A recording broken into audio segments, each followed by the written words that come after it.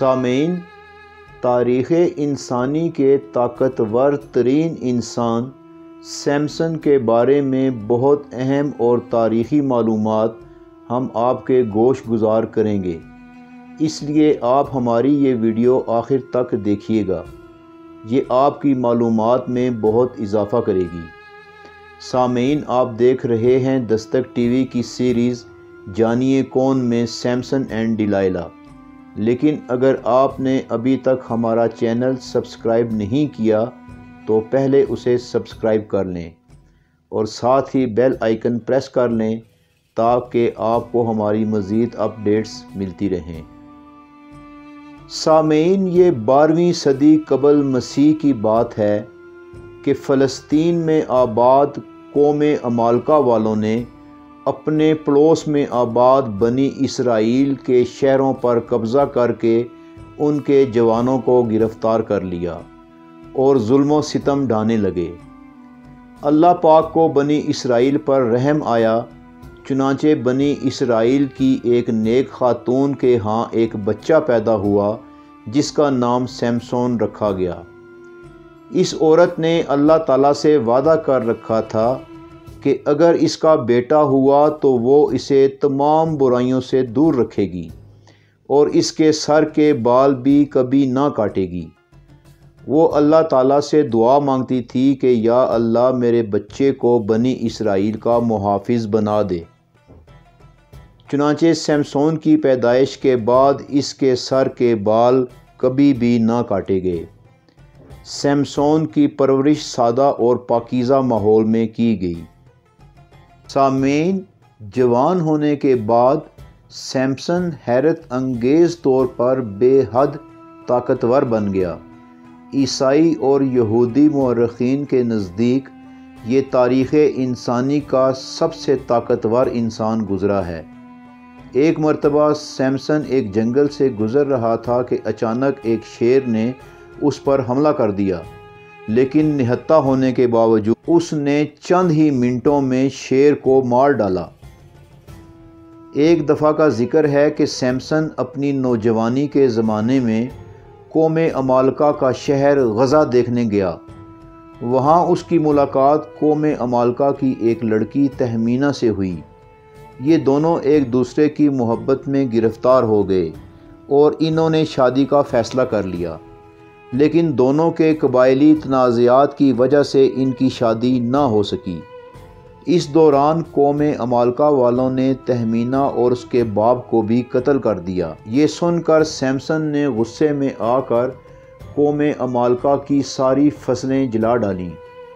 اس واقعے کے بعد عمالقہ نے بنی اسرائیل کو مجبور کیا کہ سیمسن کو ان کے حوالے کیا جائے۔ جب یہ خبر سیمسن کے کانوں تک پہنچی تو اس نے اپنی قوم والوں سے کہا کہ فکر نہ کرو، تم مجھے ان کے حوالے کر دو۔ چنانچہ بنی اسرائیل نے سیمسن کو قوم عمالقہ کے حوالے کر دیا۔ اس وقت قوم عمالقہ کے 1000 سپاہی اسے لینے آئے تھے، لیکن پھر اس کے بعد ایک بہت ہی عجیب و غریب واقعہ پیش آیا۔ وہ یہ کہ سیمسن کو کسی مردہ گدھے کی ایک لمبی اور وزنی ہڈی ملی، تو اس نے اس ہڈی کے ساتھ قوم عمالقہ کے 1000 سپاہیوں کو اکیلے ہی مار ڈالا، اور اپنے اس زبردست کارنامے کے بعد وہ اپنی قوم کا ہیرو بن گیا، اور قوم بنی اسرائیل کا حوصلہ اتنا بلند ہوا کہ انہوں نے سیمسن کی زیر سرپرستی عمالقہ سے جنگ کرنے کا ارادہ کر لیا۔ سامعین، دوسری طرف عمالقہ کے دلوں پر سیمسن کا خوف بیٹھ گیا۔ وہ اس کا مقابلہ کرنے سے ڈرتے تھے، چنانچہ انہوں نے ایک زبردست سازش کی۔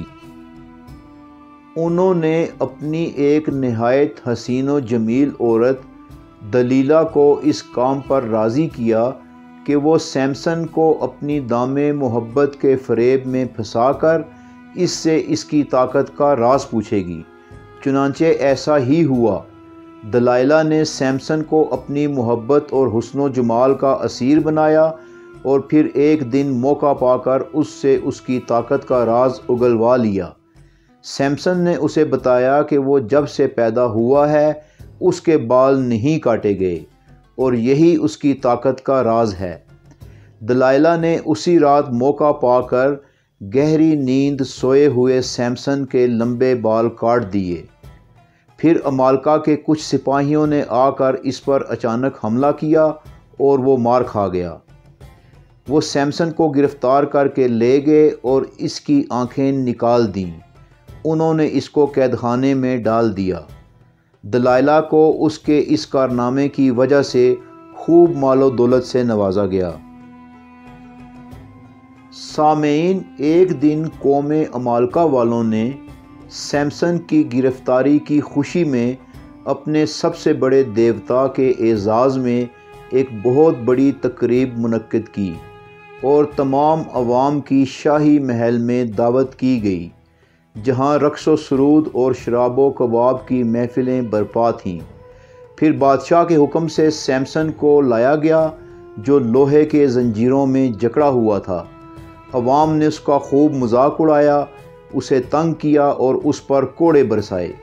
اس دوران سیمسن توبہ کرتا رہا اور اللہ پاک سے اپنی طاقت مانگتا رہا۔ اس کی دعا اللہ تعالیٰ نے قبول کر لی۔ اس کی آنکھیں اور طاقت لوٹ آئی۔ اس کو جن دو بڑے اور مضبوط ستونوں کے درمیان کھڑا کیا گیا تھا اور ستون سے بندھے ہوئے لوہے کے زنجیروں سے اس کو باندھا گیا تھا، انہی زنجیروں کو اس نے اپنے زور بازو سے کھینچنا شروع کیا اور ستون ہلنے لگ پڑے۔ کچھ ہی دیر بعد یہ ستون گر گئے اور کئی منزلہ سارا محل زمیں بوس ہو گیا، کیونکہ وہ ساری عمارت انہی دو ستونوں پر کھڑی تھی۔ چنانچہ محل میں موجود سیمسن اور تقریباً 3000 افراد موت کے منہ میں چلے گئے۔ اس واقعے کے بعد کچھ عرصہ تک بنی اسرائیل قوم عمالقہ کے ظلم و ستم کا نشانہ بنی رہی۔ پھر حضرت داؤد علیہ السلام نے آ کر عمالقہ کے ظالم اور طاقتور بادشاہ جالوت کو شکست دی اور قتل کر دیا، اور یوں بنی اسرائیل نے قوم عمالقہ پر فتح پائی۔ سامعین، آپ دیکھ رہے ہیں دستک ٹی وی کی سیریز جانیے کون کا پروگرام سیمسن اینڈ ڈلائلہ، جو اب اپنے اختتام کو پہنچتا ہے۔ انشاءاللہ بہت جلد ہم دوبارہ آپ کی خدمت میں حاضر ہوں گے۔ اس وقت تک کے لیے اجازت چاہیں گے۔ اللہ نگہبان۔